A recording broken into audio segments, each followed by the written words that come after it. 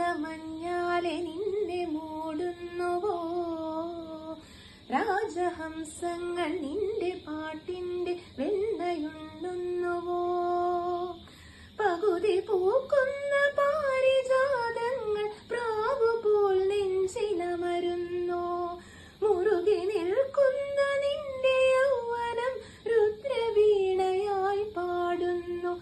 നീ ദേവശില്പമായുണരുന്നു. ഇതൊരമരഗന്ധർവയാമം, ഇതൊരനഘ സംഗീത സല്ലാപം. അലഞ്ഞൊറിയുമാഷാഢതീരം, അതിലമൃദു പെയ്യുമീ ഏഴാം യാമം.